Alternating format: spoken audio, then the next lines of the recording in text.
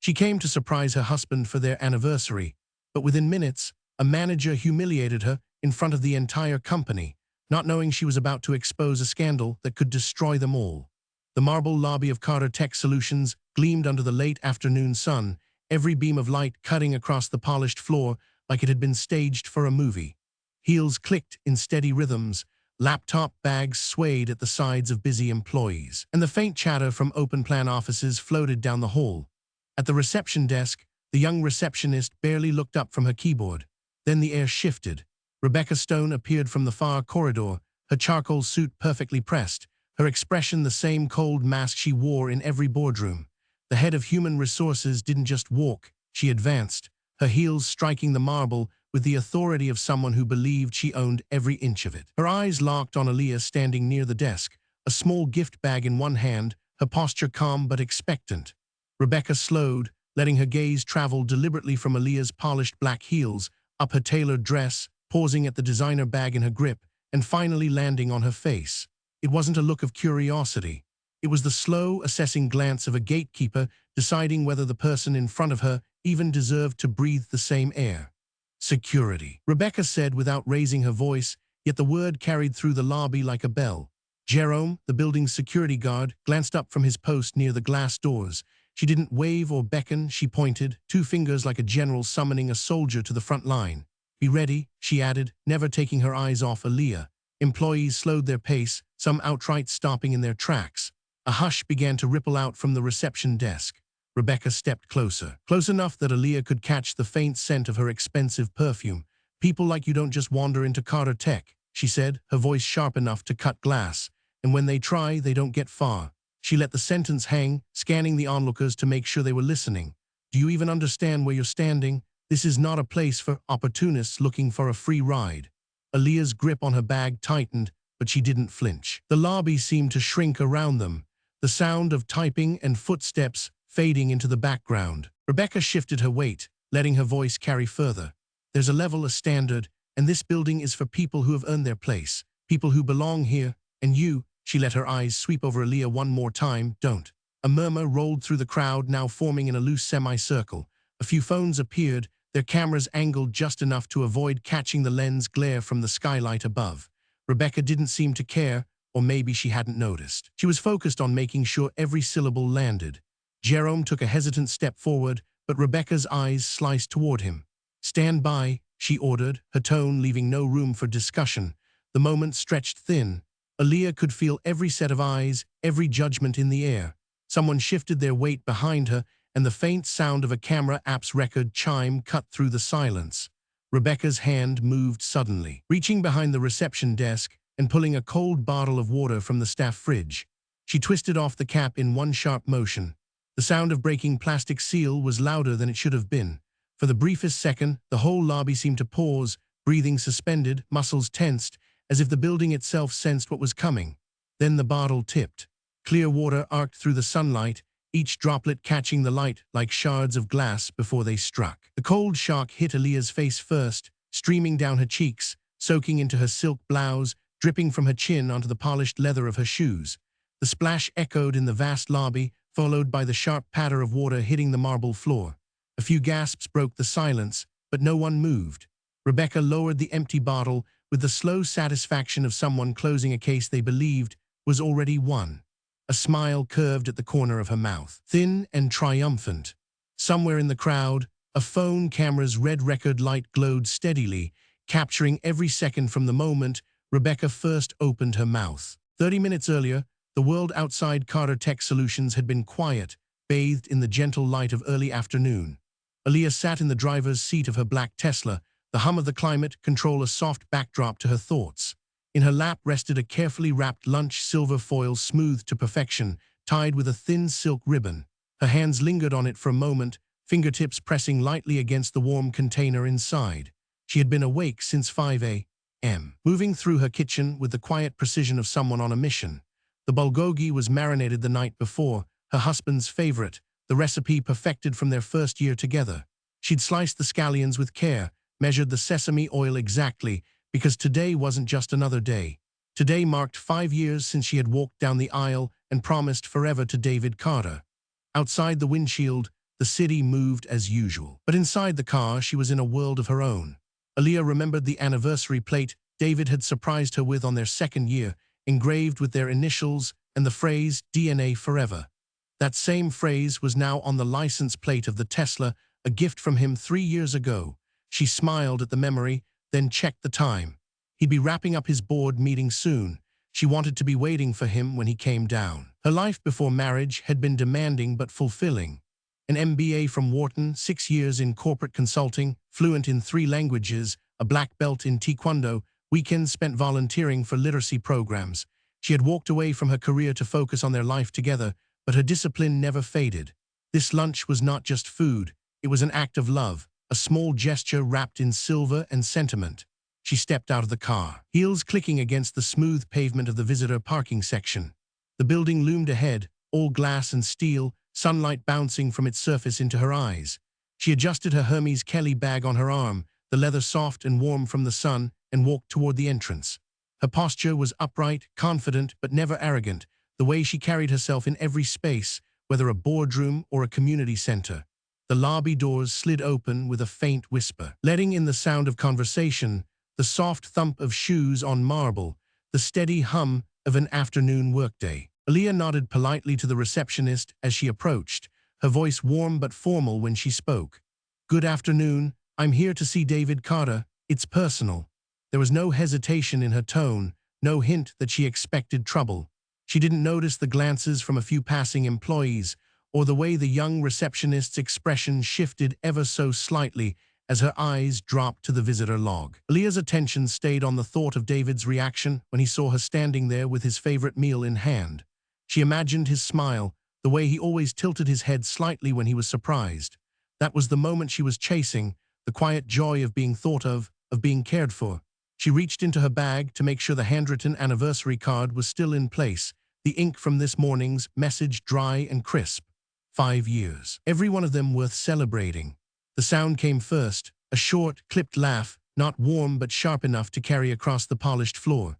It didn't belong to anyone she knew, yet it cut into her moment like a crack across glass. She looked up, following the sound, and saw a figure moving with deliberate precision through the lobby. A woman in a perfectly tailored suit, stride steady, eyes already locked on her like a hawk sighting prey. The gift bag in Aaliyah's hand seemed suddenly heavier, though she didn't move. The space between them closed in slow, inevitable steps, and something in the woman's expression made the air feel colder. It was the kind of look that told you the next words out of her mouth would not be welcome. The memory of David's smile faded from Aaliyah's mind, replaced by the faint, uneasy awareness that whatever this was, it wasn't going to be the simple anniversary surprise she had planned. The moment the water splashed against Aaliyah's face, the hum of the lobby fractured into whispers, gasps, and the unmistakable rustle of people pulling out their phones. The circle around her grew wider yet tighter, a living wall of eyes and screens. Employees returning from lunch slowed to a halt, their conversations fading as they took in the scene. Rebecca Stone didn't lower her voice. If anything, she raised it, projecting so each word would bounce off the glass walls and marble floors. "This is what happens when people think they can walk in here and demand access they haven't earned," she declared, turning her head just enough to ensure her words reached every corner of the crowd. Jerome, the security guard, took a step forward, his hand half raised as if ready to offer Aaliyah a towel or at least a moment to speak. Rebecca's eyes snapped to him like a whip crack. "Jerome, if you stand there and do nothing, you're a part of this problem," she said, the emphasis sharp and deliberate. His hand dropped instantly. A younger employee near the back, wearing an ID badge still shiny from its first week of use, took a hesitant step forward.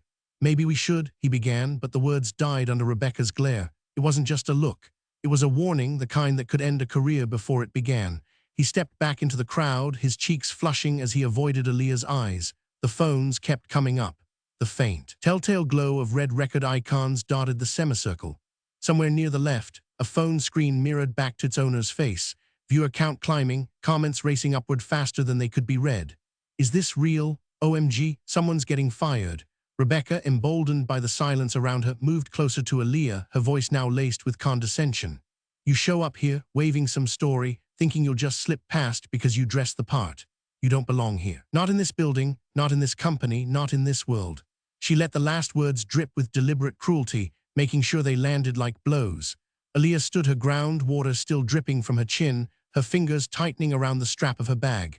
Her breathing was steady, but the heat in her chest pressed harder with every insult.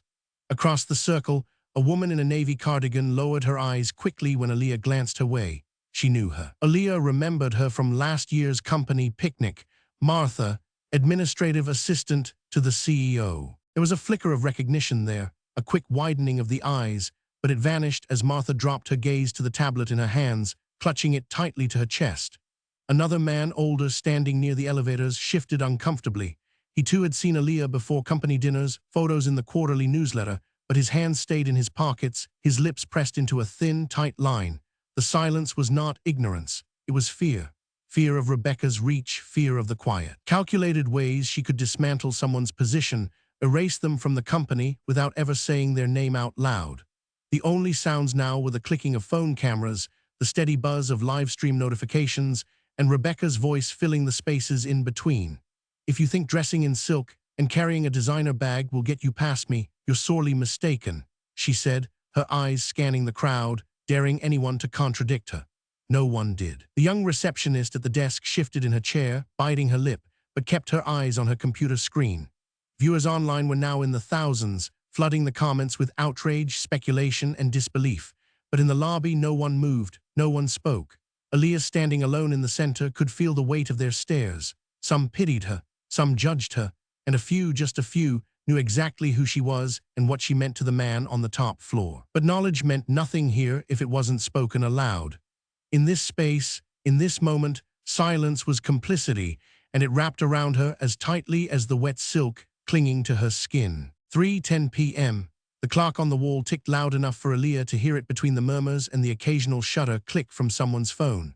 The meeting upstairs would end in minutes, and every instinct told her that if she could just hold on, the truth would walk out of that elevator. She reached into her bag and pulled out her phone, unlocking it with a swipe to reveal the lock screen. A professionally shot photo of her and David at last year's company Christmas party. His arm around her waist, both smiling at the camera. She held it up for Rebecca and the crowd to see. "This is my husband," she said clearly. Rebecca's glance barely skimmed the screen before she dismissed it with a wave of her hand. "Photoshop is a cheap trick. People like you will use anything to fabricate a connection." The words landed heavy, their contempt amplified by the silence in the room. Aaliyah's jaw tightened, but she didn't look away. Instead, she reached into her other hand and pulled out her Tesla key fob, the metallic surface catching the light. The engraving was unmistakable, DNA forever etched in David's handwriting. She let it glint for a moment, then spoke again. "It was a gift from him for our anniversary." Rebecca didn't even blink. "Cute story, still doesn't prove you belong here." Around them, the comments on the live stream poured in faster than the viewers could read them. "She's telling the truth. How can they not see this? This is insane." In the far corner, a young developer whispered to his colleague, who shook his head quickly, eyes darting toward Rebecca like a warning. The pressure in the room built with every second. Aaliyah took one more step toward the reception desk. "Then check the appointment log," she said, her voice steady but sharper now. 3:15, personal lunch meeting with David Carter. Martha, the longtime administrative assistant, hesitated, her fingers tightening around the tablet she held. Slowly, she tapped the screen, scrolling until her eyes froze on the entry. She knew what it said. "Anniversary surprise. Mrs. Carter bringing homemade lunch. No interruptions." She opened her mouth, but Rebecca's voice sliced in before she could speak. "Martha, think very carefully about what you say next. Remember your contract. Remember your health insurance." The threat was coded in civility, but everyone in the circle understood it for what it was. Martha's lips closed again, her knuckles white as she hugged the tablet to her chest. Someone near the back muttered under their breath, too low for the cameras to catch. The faint hum of the elevator machinery somewhere above signaled movement, but the tension in the lobby didn't shift. Rebecca straightened, squaring her shoulders toward Aaliyah like she was the final obstacle in a race no one else could run. "You're not going to disrupt this company with your little performance," she said. "You have nothing. And in a few minutes, you'll be gone." Aaliyah scanned the faces around her. The younger employees avoided her gaze entirely. The older ones flickered between recognition and self-preservation. The comments on the live stream became a pounding chorus in her ears, angry, incredulous, demanding someone call the CEO. But in this bright and polished space, her voice was the only one willing to speak. She took a breath, her grip tightening on the bag still looped over her shoulder. "We'll see," she said quietly. It wasn't defiance for the sake of the crowd. It was a promise to herself. Somewhere above, the elevator bell chimed faintly, and for the first time, a ripple of anticipation cut through the heavy air. The sharp chime of the VIP elevator cut through the air like a glass breaking. Every conversation, every whisper, every tap of a phone screen stopped. Heads turned in unison toward the polished steel doors at the far end of the lobby. The crowd shifted instinctively, parting down the middle, their collective breath held in a silence so complete it made the faint hum of the lights overhead seem deafening. The doors slid open, and David Carter stepped out. His charcoal suit was crisp from hours in a boardroom, his tie perfectly knotted, his wedding ring catching the light with each movement. His eyes scanned the gathered employees only for a second before finding her. Aaliyah stood in the center of the marble floor, water clinging to her silk blouse, strands of hair plastered against her cheeks, the silver lunch wrap at her feet. Something in his expression changed instantly. Controlled composure of a CEO giving way to the alarmed focus of a husband. He crossed the space between them in a straight line, the sound of his steps echoing through the lobby. Without a word, he reached her, cupping her face gently in his hands, his thumbs brushing away the cold water on her skin. The tenderness of the gesture was almost jarring against the tension in the room. His voice, when it came, was low but carried to every corner. "What happened?" She held his gaze, her voice steady despite the scene around them. "I came to bring you lunch for our anniversary." She paused, her tone dipping lower. "People like me don't belong here." He froze at the words, his jaw tightening, his shoulders squaring as he turned toward the semicircle of onlookers. His eyes swept them, searching, reading, cataloging. They stopped on Rebecca Stone. She was standing rigid, the now empty water bottle still in her hand, her knuckles white. Lobby temperature seemed to drop 10 degrees. David's voice dropped to that quiet, dangerous register that senior executives knew meant disaster for whoever it was aimed at. "She who?" Rebecca opened her mouth, then closed it again, a faint sheen of sweat forming on her forehead. No one stepped in to speak for her. No one offered her rescue. Martha clutched her tablet tighter. The younger employees stood frozen. David didn't need anyone else to answer. He straightened, his presence filling the space. "You just threw water on my wife," he said, the words sharp and precise. Then he let the silence stretch for a breath before continuing, his voice carrying the weight of authority and something colder underneath. "And you didn't just throw it at her. You threw it at the principles this company claims to stand for." The words hit harder than any shouted accusation. Cameras caught every syllable, and the comment section of the live stream exploded. Rebecca took a half step back, her heel catching slightly on the marble. "Mr. Carter, I can explain." "You can," he interrupted, "and you will. But you'll do it right here, in front of everyone who watched what you just did." He turned slightly, making sure the arc of his voice carried to the farthest phones in the crowd. "For those of you who don't know, this is my wife, Aaliyah Washington Carter. We have been married for 5 years. She has an MBA from Wharton, speaks 3 languages, and spends her weekends volunteering for literacy programs. Today, she came here to surprise me with lunch she prepared herself, starting before dawn." His gaze flicked to the silver-wrapped container on the floor. Instead of being welcomed into the building her husband built, she was called a liar, a gold digger, and had a bottle of water poured over her head. The weight of his words pressed down on the room. No one moved. No one spoke. Rebecca's breath quickened. "It was a misunderstanding. I was protecting you from—" David's hand lifted slightly, stopping her mid-sentence. "From what?" "An appointment clearly listed in the system, a name you've seen on company events, health insurance paperwork, the permanent access list you personally approved." The quiet hum of the building returned to the edges of the silence, but the center of it was still his voice. His arm settled protectively around Aaliyah's waist, drawing her closer. "This isn't just about what you said or did to her. This is about what it reveals." His eyes locked on Rebecca, then shifted to sweep the crowd again. "And we're going to address that right now." The shift in tone was subtle but unmistakable. The crowd had expected a confrontation, maybe even a firing. What they didn't expect was the flicker in his expression, the promise of something deeper, an issue that went beyond one bottle of water and one public humiliation. The kind of issue that could change everything about how this company operated. The elevator doors, still open behind him, seemed like a line in the sand. Whatever came next, they all knew they were standing at the edge of something much bigger than anyone in that lobby had imagined when the first drop of water fell. The lobby was still, the silence punctuated only by the soft whir of phone cameras capturing every angle. David's arm was still around her, steady and protective, When Aaliyah turned slightly toward him, her voice was calm, but it carried with the kind of weight that made people lean in without realizing it. "I didn't just come to bring you lunch," she said, her eyes locked on his. "I came to bring the truth into the light." A ripple moved through the crowd. The words unexpected in a moment that had seemed like it was winding down. She reached into her bag and pulled out a slim waterproof folder, the edges worn from use. The silver ribbon from the lunch was still looped around one corner, a quiet reminder of the cover story she had carried through the front door. She opened it with steady hands, revealing printed charts, highlighted reports, and neatly tabbed summaries. "For 6 months, I've been looking into hiring practices at Carter Tech," she said, lifting her gaze to the circle of faces around her. "And what I've found is not a few mistakes or oversights. It's a pattern, a deliberate, systematic exclusion of qualified candidates based solely on race." She held up one page, the bold numbers visible even to those at the back. In the last 18 months, 847 qualified black candidates applied here. 731 were rejected before they ever reached a hiring manager's desk.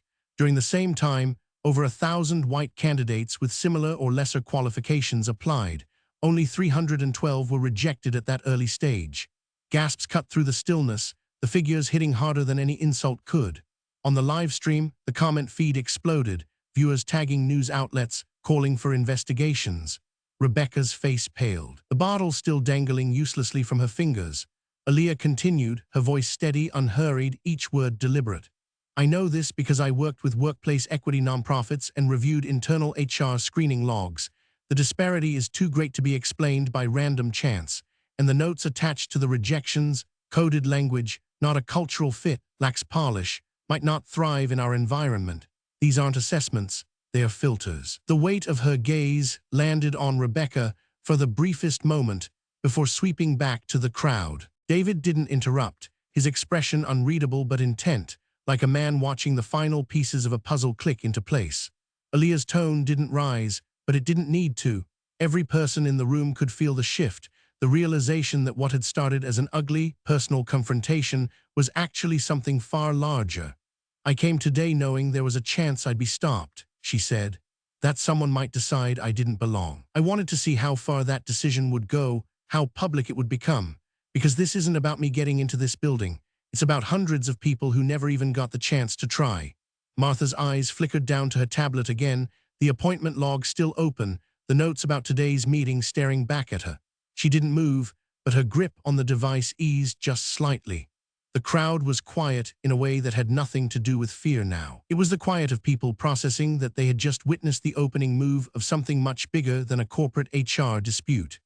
David looked at his wife, the folder in her hands, the evidence as clear as the water still drying on her blouse. And in that moment, everyone understood that the anniversary lunch had been a pretext, a test, and that Rebecca Stone had failed it in front of thousands watching live. The conference room on the top floor was all glass, steel, and tension. The city sprawled beyond the windows, but no one was looking at the view. Every seat at the mahogany table was filled, legal counsel, operations, finance, and senior leadership, each with their tablets open, each with their eyes shifting between the reports in front of them and David Carter at the head of the table. The air smelled faintly of coffee and adrenaline. Lisa Park, general counsel, broke the silence first. "The legal exposure is significant. With the evidence your wife presented, we're looking at potential class action lawsuits from over 700 rejected candidates. Average settlement per case, $75,000. That's more than $50 million in settlements, not including punitive damages or legal fees." Michael Torres, the CFO, added without looking up from his laptop. "And we've already dropped 12% in market value since the live stream went viral. That's roughly $200 million in lost market cap in the last 3 hours. Across the table, James Rivera, VP of Operations, leaned forward. "We need to slow this down. If we rush into drastic changes, the board will see it as an admission of guilt. We can handle Rebecca quietly, run damage control," and David's voice cut through him like a blade. "If we don't change today, tomorrow this company won't have a reason to exist." The words landed heavy. No one spoke. James sat back, his eyes down. David turned to Lisa. "Rebecca Stone is to be terminated effective immediately with cause, her access revoked, her accounts frozen. I want security escorting her out before the end of the hour." Lisa nodded, making notes without hesitation. David continued, his voice steady but forceful. We're establishing a corporate reform fund, $10 million, to address workplace discrimination. This isn't PR, this is a structural fix. Blind resume screening for all positions, diverse interview panels, quarterly audits by a third-party equity board. Every department will comply. Michael glanced up from his screen, his skepticism edged with curiosity. That's a massive investment. It will hit the bottom line in the short term. David met his gaze without flinching.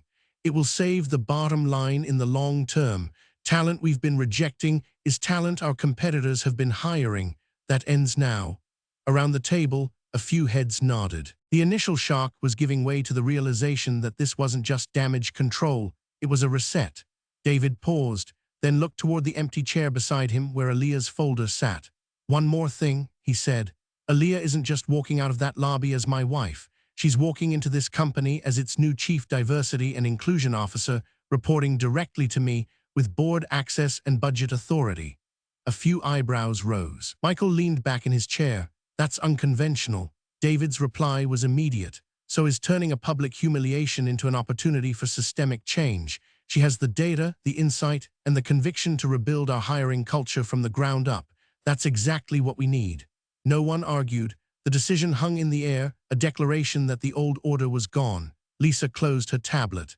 "Then we have our marching orders. We move now. Or the DOJ investigation will move for us." David looked around the table, making eye contact with each person. "We move now," he said, and for the first time since they had walked into the room, the tension shifted, not gone, but redirected. The battle had begun, and for once, everyone knew exactly which side they were on. 1 year later, the stage lights of the National Equity Summit bathed the auditorium in a warm glow. Aaliyah stood at the podium, her voice carrying over the rows of 3,000 business leaders, policymakers, and journalists. Behind her, a massive screen displayed Carter Tech's transformation in sharp, undeniable numbers: 47% diverse workforce, 190% increase in women in technical roles, 23% higher project revenue, 97% employee satisfaction. The slide changed to show logos of 12 major corporations that had adopted the same reforms, each marked with the words now famous across the industry: the Parker Standard. She spoke without notes, her words measured but alive with conviction. She described the blind resume screenings that stripped away bias, the diverse interview panels that became the new norm, the internship pipelines with historically black colleges that had brought in talent previously overlooked. Every example was a story, not just a statistic, and in each one she made it clear this wasn't charity, it was strategy. The room leaned in, not because of who she was married to, but because of what she had done. News cameras lined the back of the hall, broadcasting live to millions, just as they had on that day in the lobby. But now the comments flooding in carried a different tone: admiration, determination, a hunger to replicate what they were hearing. In the front row, David sat with his hands folded, watching her with the quiet pride of a man who had seen the full arc of what began as a moment of humiliation and ended as a blueprint for change. When her speech reached its close, the screen behind her shifted once more, this time showing a face few expected: Rebecca Stone. The caption read, "Director of Corporate Equity Programs, Horizon Nonprofit Alliance." A ripple moved through the room. Aaliyah didn't flinch. "And this," she said, "is proof that change is not only possible for companies but for people." A year ago, Rebecca Stone was the symbol of a culture that filtered out talent before it had a chance to be seen. Today, she works to dismantle that culture wherever she finds it. She paused as a short clip played. Rebecca, seated in a modest office, speaking to a camera. "I let unconscious biases override my professional judgment," she admitted, her voice stripped of the arrogance it once held. "It cost people opportunities they deserved. It cost me the career I thought I wanted, and it taught me the work I should have been doing all along." When the clip ended, Aaliyah looked out over the audience. It doesn't take a viral moment to make change. It takes the courage to confront what's broken, the will to rebuild it, and the humility to keep going even when no one is watching. The applause rose, wave after wave, until the room was on its feet. As she stepped away from the podium, the camera caught a final shot: David standing to meet her, the two of them walking off stage side by side. The headline would run for days, but the message would outlast it. The Parker Standard wasn't just a company policy anymore. It was a movement, and it had started with 20 minutes in a marble lobby that no one in that room would ever forget. If you enjoyed this story, Let us know in the comments. And don't forget to like, share, and subscribe for more inspiring stories.